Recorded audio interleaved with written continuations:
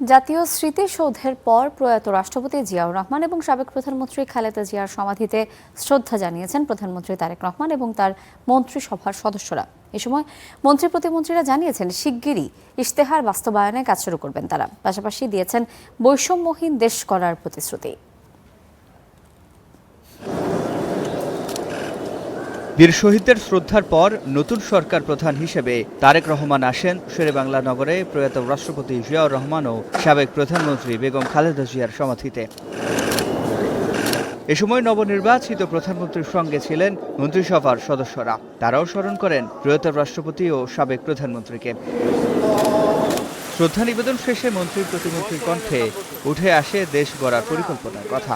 জানান দ্রুতই খালখনন কর্মসূচি সহ শুরু করতে চান ইশতেহার বাস্তবায়নের কাজ। বর্তমান পিএম আমাদের বলেছেন যে আমরা সংসদ সদস্যরা কোনো ধরনের ট্যাক্স ফ্রি গাড়ি নিব না, আমরা কোনো প্লট নিব না এবং আমরা দুর্নীতির গলার টিপে চেপে ধরবো।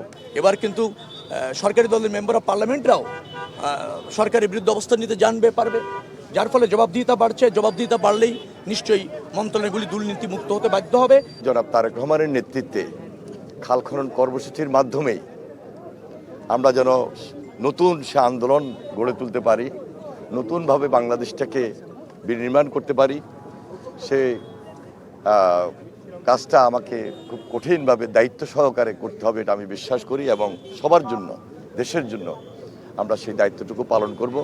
এ সময় যুগপত আন্দোলনে শরিক দল থেকে হওয়া প্রতিমন্ত্রীরাও দেন বৈষম্যের বিপক্ষে অনড় থেকে দেশ গড়ার প্রতিশ্রুতি। সরকারি দল বিরোধী দল সবারই দেশের জনগণকে নিয়ে একটা দীর্ঘ সংগ্রাম ছিল, কাছাকাছি চিন্তাভাবনার। কাজেই সরকারি দল বিরোধী দল পাশাপাশি জনগণ যদি একটু ইতিবাচকভাবে আমাদেরকে হেল্প করে, সহযোগিতা করে, আমরা কিন্তু জনগণের প্রত্যাশা অনুযায়ী আগামীর বাংলাদেশকে সেভাবে ঢেলে সাজাতে পারবো, পুনর্গঠন করতে পারবো। রাজনৈতিক অঙ্গীকার হচ্ছে বাংলাদেশের একটা গণতান্ত্রিক রূপান্তর ঘটানো, সেটা যেমন শাসনতান্ত্রিক দিক থেকে, ক্ষমতার ভারসাম্য এবং জবাবদিহির দিক থেকে, তেমনি একটা গণতান্ত্রিক অর্থনৈতিক ব্যবস্থা প্রতিষ্ঠার মধ্যে দিয়ে, যেখানে সুযোগের সমতা তৈরি হবে, আমাদের খেটে খাওয়া মানুষ তার ন্যায্য হিস্সা পাবে এবং দেশের শিক্ষা, স্বাস্থ্য, কর্মসংস্থানের মতো গুরুত্বপূর্ণ জায়গাগুলোতে আমরা সত্যিকার অর্থে পরিবর্তন আনতে পারব, যাতে করে বাংলাদেশের কাঙ্ক্ষিত জায়গায় আমরা পৌঁছাতে পারি।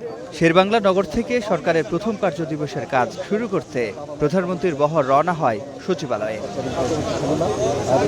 সিফাত শাহরিয়ার, স্টার নিউজ, ঢাকা।